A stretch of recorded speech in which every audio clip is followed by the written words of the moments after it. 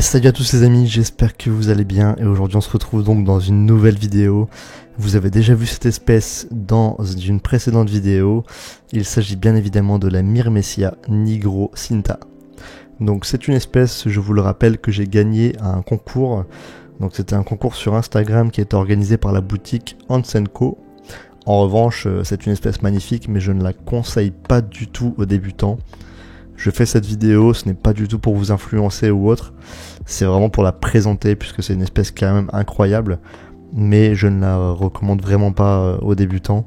C'est une fourmi qui est assez dangereuse on va dire, et également elle a besoin de pas mal de critères et de conditions, c'est pour ça que je la recommande pas.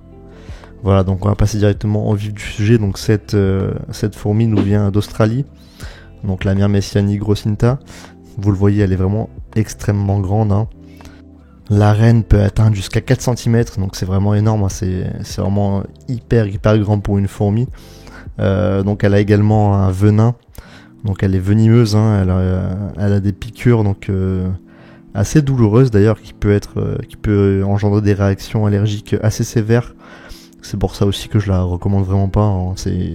C'est une espèce à laquelle il faut vraiment faire très attention, assez dangereuse, etc. Donc ouais. D'ailleurs, la réaction allergique, si vous faites piquer, que vous êtes allergique à cette piqûre et que vous ne vous faites pas traiter, ça peut aller jusqu'à la mort, hein. Donc vous voyez un peu la dangerosité de la bête, hein. Donc le venin, ça vous fait un espèce de choc anaphylactique.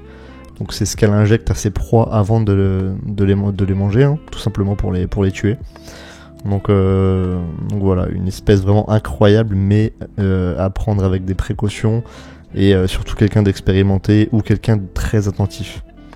Donc au niveau de l'alimentation, hein, évidemment, donc ce sera des insectes. Pour la période de fondation, donc de reine seule, on va pas lui mettre du vivant, on va lui mettre des insectes morts, même si elle se débrouillerait très bien avec des petites blattes par exemple. Mais on va éviter de la stresser et on va lui mettre plutôt des insectes morts et également un petit peu de liquide sucré, mais très occasionnellement. Donc voilà, c'est une fourmi qui est également appelée la fourmi bulldog. Vous en avez sûrement déjà entendu parler, hein. Il y a pas mal de petites vidéos à son sujet, donc vous avez sûrement entendu ce petit nom là. Donc à savoir que c'est une fondation qui est assez compliquée quand même, hein. Au moindre stress, au moindre petit truc qui ne lui plaît pas, elle va manger son couvain.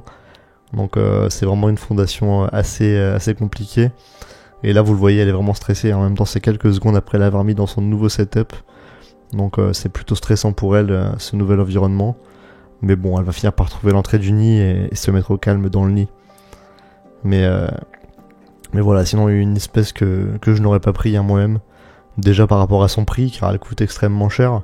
Et en plus, par rapport à tous les critères que je vous ai énoncés précédemment, c'est vraiment parce que je l'ai gagné que je l'ai, mais sinon je ne l'aurais pas acheté de moi-même, en tout cas pour le moment. Je ne sais toujours pas ce que je vais en faire, si je vais la garder, la vendre, je ne sais pas encore, je vais essayer de me décider assez rapidement, mais pour l'instant je n'ai pas encore fait le choix. Donc vous voyez, elle trouve l'entrée de son petit nid, hop, elle arrive à rentrer à l'intérieur tranquillement. Donc ce petit nid nous vient de chez AliExpress, vous l'avez sûrement déjà vu, il y a pas mal de personnes qui l'utilisent. Franchement, je suis plutôt satisfait pour le moment, donc ça fait quelques temps que j'en utilise et ils sont plutôt cool.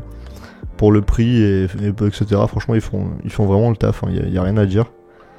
Donc ouais, ce petit nid, pour une fondation, surtout pour une Myrmecia comme ça, il est pas trop petit, pas trop grand, c'est vraiment pas mal. Donc on va voir, on va essayer comme ça et normalement ça devrait le faire. Donc vous le voyez, elle est vraiment haute sur pattes, hein. Elle a des pattes vraiment gigantesques. C'est vraiment impressionnant à voir.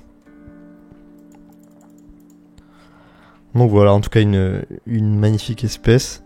Comme je vous l'ai dit, c'est vraiment pour vous la présenter, hein. Je vous la recommande pas si vous êtes débutant.